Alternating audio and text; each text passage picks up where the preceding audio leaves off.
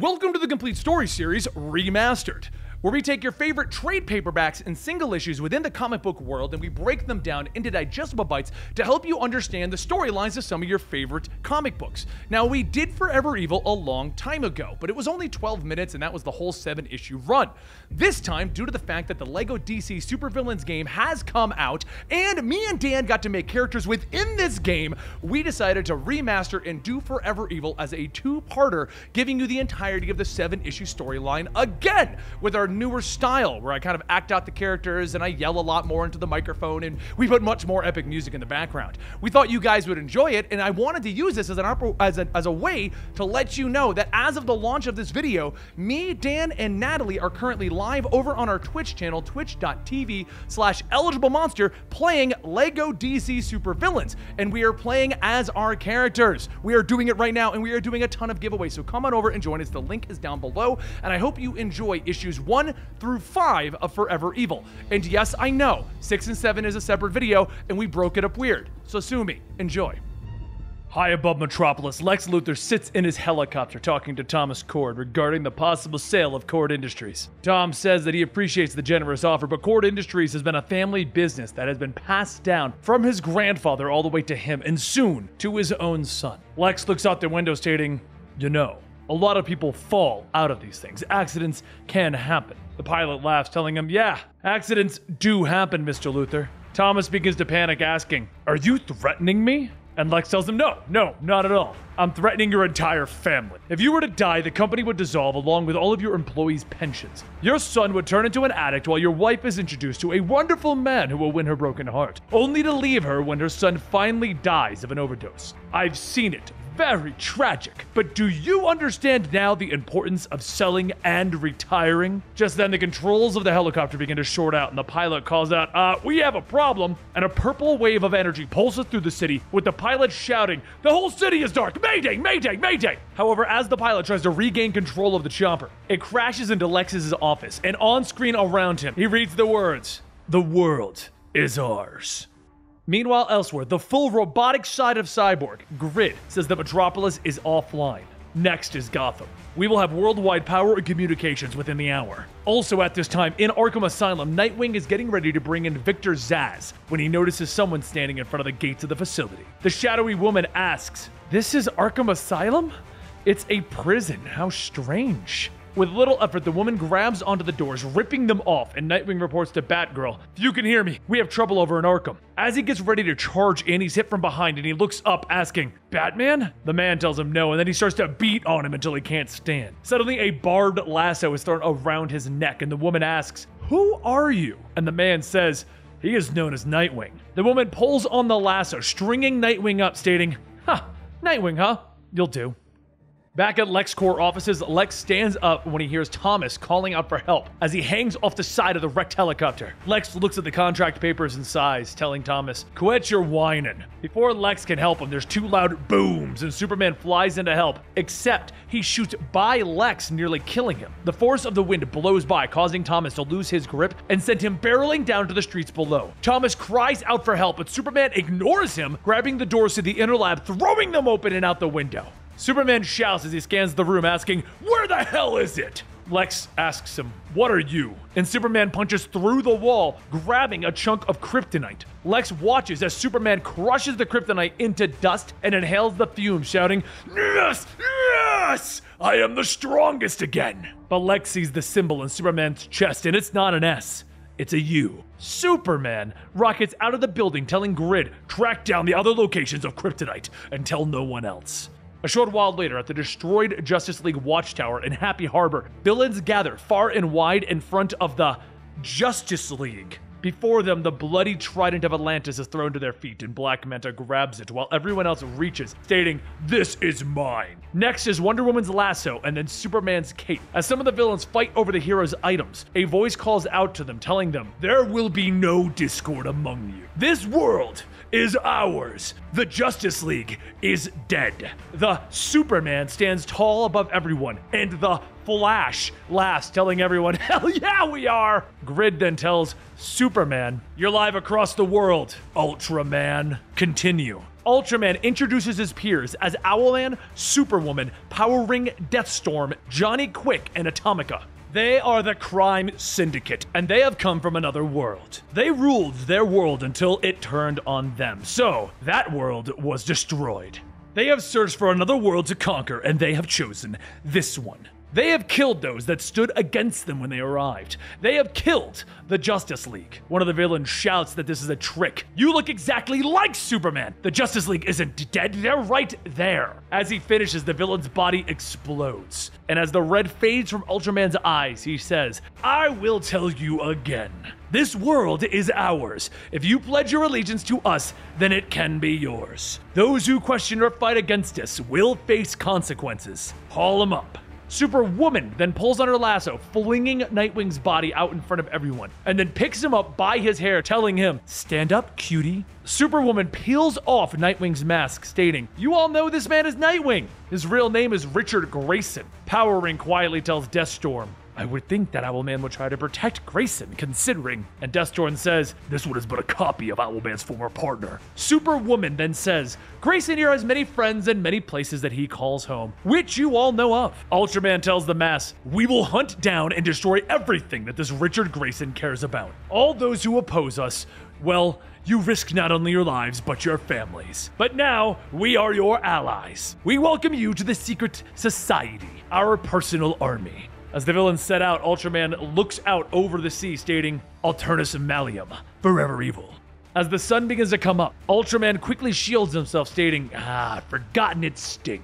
He flies up into the sky, and back in Metropolis, Lex begins to notice the sky turning dark. Ultraman pushes the moon in front of the sun, creating an eclipse. And Lex says, this is a job for Superman. Where the hell is he? A short while later, over at the Watchtower, the Crime Syndicate sits around the Justice League table, and Owlman says that they need to keep the military intact. They can put their own people in charge so that when they control everything, they'll have an infrastructure to work with. That's how it worked in Gotham. Johnny Quick yells, Newsflash! This isn't Gotham! It's a brand new Earth, and we already control it. Just look at the map! Power Ring quietly asks, so does this mean that we're gonna stay here, right? We don't have to go outside? And Johnny asks, why would you want to hide? What are you so worried about? We got this in the bag. All the supervillain sheeple are going to do the boring work. So it's time for us to go out and play. Ultraman then calls out, we don't have time to play. We still have to be ready for. But before Ultraman can finish, Johnny tells him, enough planning and worrying. I'm not gonna hide and panic like Power Ring over there. Atomica and Johnny Quick, we are out. Superwoman then asks, should we go after them? And Ultraman tells her, no. Unlike us, those two have been apart for far too long. Let them get it out of their system. There are other things that need to be handled, like the hitchhiker. Ultraman throws open a door to the next room, asking the evil Alfred of Earth 3, how is he doing? And Alfred tells him, he's still drugged up. Ha! Been quiet for the most part. Owlman follows, stating, we should just kill him.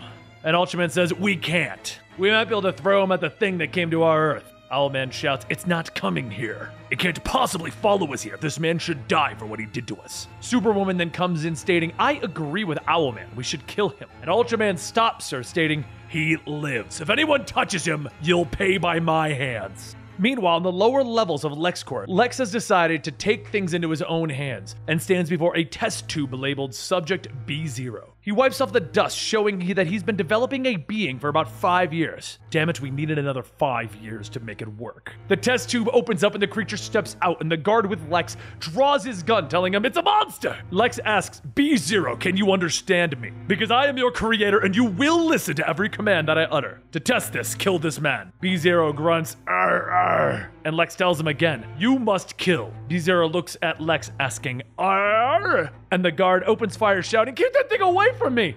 The bullets bounce off of this creature's skin, and as he looks at the mark, Lex shouts, damn it! Kill that man! The guard points his gun at Lex, yelling, screw you! And as the guard does that, something in the creature's brain clicks, and he lunges at the guard, slamming him into the ground, snapping his neck. B0 stands back up, looking at Lex for his approval, and Lex smiles, telling him, that'll do. Now let's go get you dressed. Another container opens, revealing a green set of armor, and Lex says that he bought 38 companies to build this. He only needed 2 more, one of which being Cord Industries.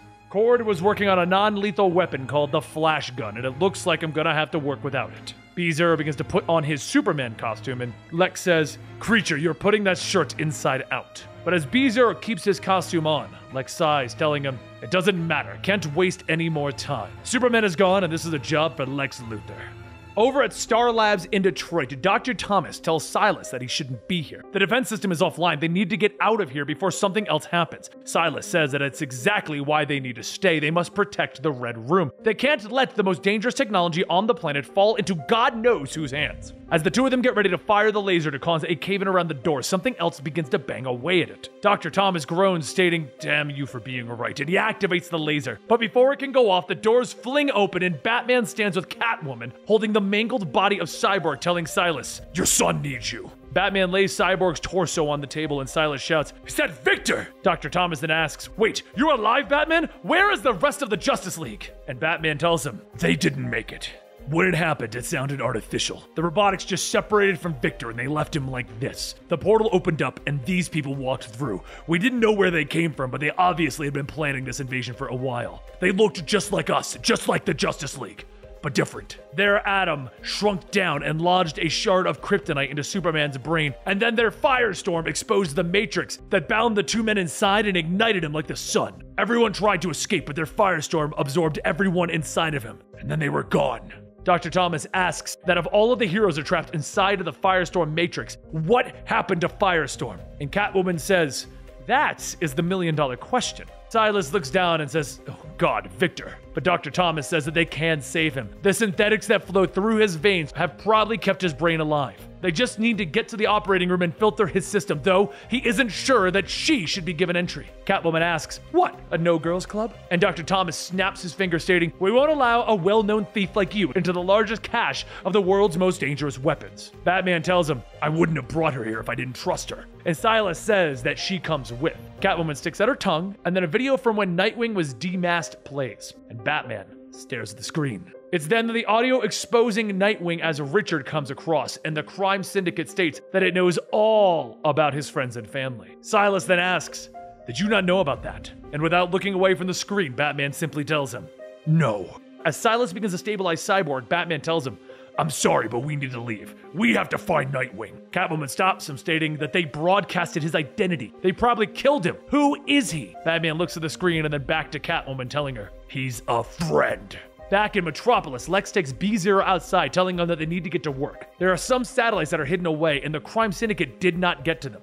Once it's in place, they should be able to track the leader of the crime syndicate and plan out what to do next. B-Zero grabs one of the broken dishes, putting it down so that Lex can connect it. And as everything comes online, Lex says, "All right, there he is. Now what is Ultraman doing?" Out at sea, Ultraman punches Black Adam so hard that the two of them end up shooting through a ship. But Black Adam hits back, telling him, "My mission is to destroy those who would enslave Earth." And Ultraman tells him, "I've heard that before, yet here I am." Black Adam begins to channel his energy, shouting, "Shazam!" And a bolt of lightning strikes down from the sky into Ultraman.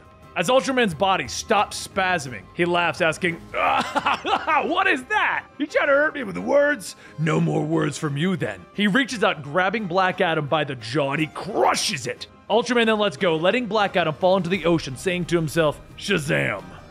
How silly. But as he wipes his nose, he notices blood. He contacts Grid, telling him that he needs the exact location of Metallo. Now! Back in Metropolis, Lex watches the satellite feed, seeing Ultraman flying in a very particular pattern. Like he's avoiding any direct sunlight. Why would he do that?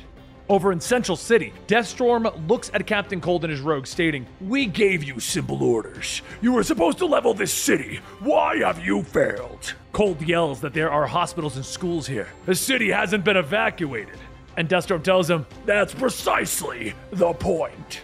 As Cold steps forward, Power Ring shops. Stop looking at me. How is he looking? If they're gonna try and kill us, I'm gonna kill him first. Power Ring releases a blast of green energy, and as Captain Cold falls to the ground, he freezes Power Ring's arm. Power Ring stops, telling him, "Cold, he quieted the ring. I don't have to hurt so bad anymore." But just then the ice block shatters, and Power Ring's ring tells him, "Power level's 15, you idiot." Deathstorm then says that it's time for an experiment. He can see his DNA, and how it's been rewritten so that he can use his powers. "Let's untangle your genetic code." Deathstorm holds out his arms, and Captain Cold struggles as Deathstorm begins to realign Captain Cold's DNA, telling him, "There, you're separated from your cold gun. Now you're powerless." At this point in the timeline, Captain Cold and the Rogues have actually merged their DNA with their weapons, but, as you can tell, that wasn't going to last very long with Deathstorm separating them. Mirror Master runs over asking if he's okay, and Cold tells him, "We need to get out of here. Use that window over there."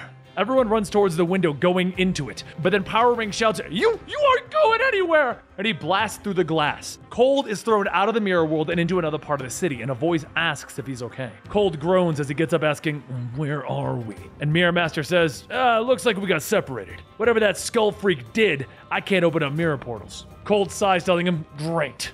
My powers are dialed back to 0 and I'm unarmed. A trip to the appliance store should fix that." As Cold gets up, he asks Mirror Master if he can at least see through the glass. Can he see if there's any of the crime syndicate around him? Mirror Master looks around, telling him that he doesn't see them, but he does see something else that it looks like Superman. The image changes to Lex and B-Zero, and Cold says, "Yeah." Along the coast, Black Manta surfaces as Lex is staring at him, and Manta holds out Black Adam's body, stating, "Ultraman left him for dead." Lex asks, "Why would you save him?" And Manta tells him, "Because the Syndicate killed Aquaman. They took the only thing that I wanted, and I'm gonna take everything from them." A few seconds later, Cold runs up asking Lex, "If you know anything about me, then you know that I wouldn't have joined the Syndicate either. We're all on the same side for once." But, what is that thing? That is a clone of Superman that could tie your intestines around your neck if I asked him to. Cold looks over at Black Adam asking, "Did Ultraman do that? I really hope he's far away from here then." Lex tells him, "Hope is meaningless. Hope won't save the world. But maybe, together, we can." Later in the Batcave, Batman opens up a cache containing 6 small boxes, each with the symbols of the other members of the Justice League. Catwoman asks him, "What is this for?" And Batman says, "Something I'm not proud of. Someone needed a contingency plan to take on the Justice League in case things got out of control." He opens up a box for Superman, taking out a kryptonite ring. Next is the Green Lantern's box, and inside is a Sinestro Core Fear ring. Catwoman pulls out a small metal rod from Flash's box, asking what is it. And Batman says, "It's a lightning rod from the future. Might be able to slow Johnny Quick down with it." For Cyborg, Batman has a mother box, so that they might be able to stop Grid. And as for Aquaman, well, it looks like the Aquaman didn't survive the trip over. Catwoman opens up Wonder Woman's box, stating that they've got a problem. This one's empty. And Batman tells her, like Atomica, they're going to have to improvise with Superwoman and Owlman. Catwoman says that it's kind of ironic. His paranoia for his friends may be just what saves the world. However, listening to them and watching is Grid. Meanwhile, at an appliance store in Metropolis, Lex shocks Black Adam to try and revive him, and Captain Cold asks, "Why don't you give the shock treatment a rest already? I'm trying to concentrate over here." Lex looks over and tells him, "You barely graduated high school, yet you're capable of creating a weaponized cold engine?" And Black Manta says, "A cold gun is of no use to us." And Cold tells him, "The Syndicate has a speedster. This gun is going to be more useful than you." Black Manta tells him, "The gun is just gonna make them numb.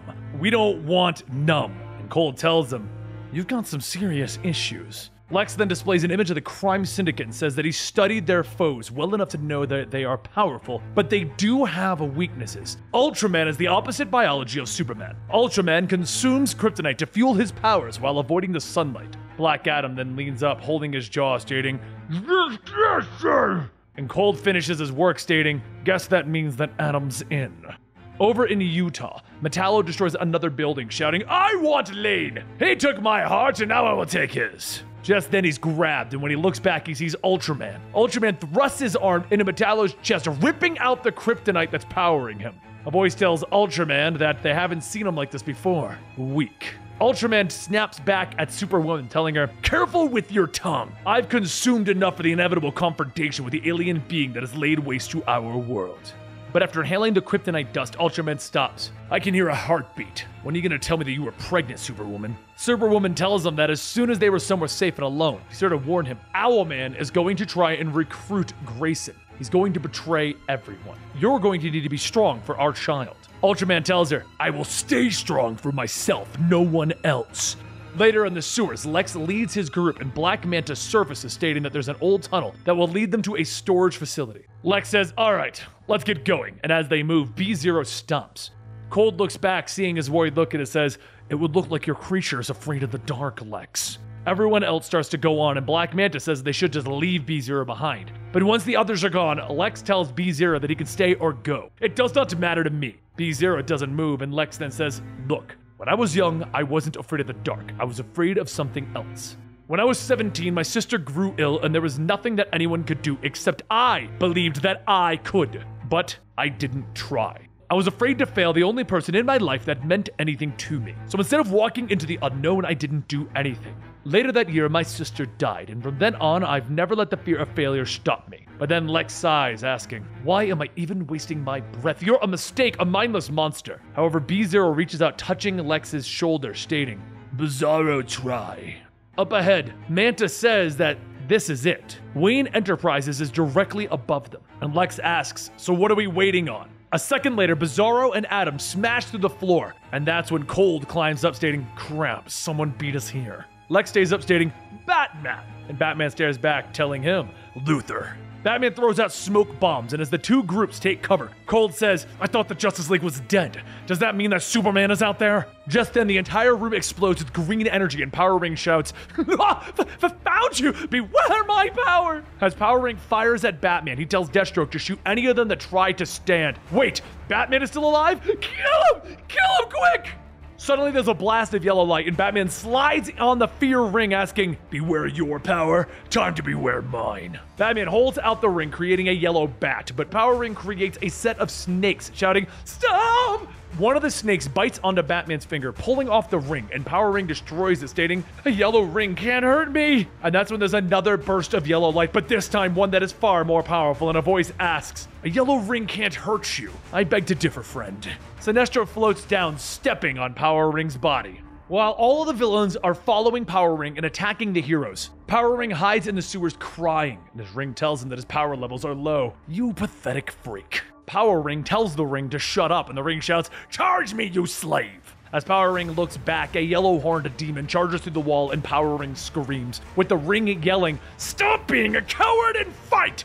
You are more powerful than this! Power Ring then shouts, yeah, I'm tired of being afraid! As Power Ring is attacked, Sinestro blasts him into the wall, telling him, you are a strange creature. You look like Hal, yet it is apparent on every level you are not him. Power Ring gets up, hating Sinestro, telling him, I'm tired of being pushed around! But Sinestro grabs him, telling him, that is enough! And he pulls Power Ring's arm out. Power Ring asks, what is he? And Sinestro creates a saw blade, cutting off his arm. Host irreparably damaged, scanning for new host. And the Power Ring Fear Ring shoots off into the sky. Power Ring falls to the ground. It's gone. The ring is gone. Thank you. Sinestro looks down, telling him, you're welcome. And he hits him with a blast, obliterating him. Back in the storage room, Deathstroke shoots Copperhead, and Blockbuster shouts as he charges him. Bizarro stops him, slamming his face into the ground. But Deathstroke gets up, looking at Lex, telling him, I'm expecting you to write me a big check for changing sides.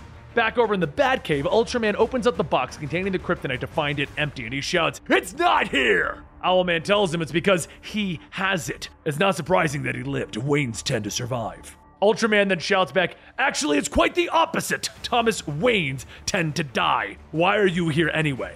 Owlman tells him that he came to learn about Bruce Wayne and see why he devoted his life to the death of his parents. Not everything in this world is weaker. The kryptonite ring is the last remaining kryptonite on the planet, isn't it? That's why you have Deathstorm back at the Watchtower trying to create. But before he could finish, Grid appears on the screen stating that they have an issue. Power Ring is dead. Ultraman grinds his teeth, stating, put me through to the rest of the syndicate. We need to regroup.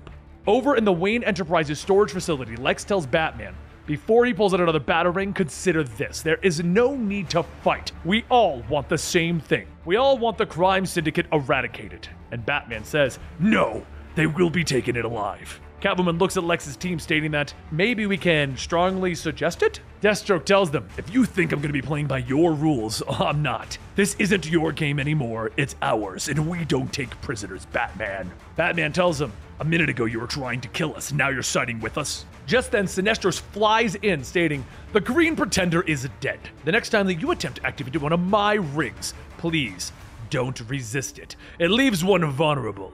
If you allowed yourself to fully embrace fear, you would have had the power that you so desperately crave. You would make such a wonderful Yellow Lantern, Batman. Lex looks up, stating, we could really use your help. The Green Lantern isn't here. And Sinestro tells him, of course he isn't. He's off trying to lead a corps that he has no business leading. True leaders don't pull their lanterns or tally vote. They take responsibility for the hard decisions that they make. They put the burden on their shoulders. Black Adam muffles, break like. And Lex says, imagine the lesson that it would be once the Green Lanterns learn what happened here. Lead them to victory, Sinestro. Batman shouts, no! This is a rescue mission first. Once Nightwing is safe, then we take down the Syndicate. If we are working together, then I'm in charge. Everyone stares at Batman and Catwoman, and Catwoman whispers, Batman, they're in charge. A short while later in York, Maine, Ultraman tells everyone that he was right. He told all of them. The creature that destroyed our world has found us. And up in the sky, a giant red energy force looms over the sea, pulsing. And there you guys have it, the first part of Forever Evil. Now don't forget, this storyline has been adapted for the LEGO DC Supervillains game, and it's a lot of fun. Dan and I have gotten to play it, and we created the characters Red Stabby and Lady Cool in the presets. They don't have their official names, but you know what? They're on the screen again right now. You can see what they look like, so click them. And do me a favor, tweet me pictures of you playing as Red Stabby or Lady Cool, so I can keep track of who was the cooler character. Was it Lady Cool, or was it Red Stabby? And if you think I made Red Stabby look like Red Hood, you might be right. Anyway, overall, guys, it's a blast of a game. We're enjoying it. At the time of launching this video, we are live on twitch.tv/EligibleMonster, but if you are watching this later, we do stream there every Sunday, Monday, and Thursday, but then we throw in the occasional Saturday and Sunday. We do like a whole bunch of podcasting over there, and then play games like Warframe and various other AAA titles, like LEGO DC Supervillains. We're going to be doing Red Dead real soon, stuff like that. So come on over and join us over at twitch.tv/EligibleMonster, and let me know what you think of Red Stabby and Lady Cool in the comments down below, and shoot me images on my Twitter at Comicstorian of you playing as our characters. We would really appreciate that. And I'll see you next time right here.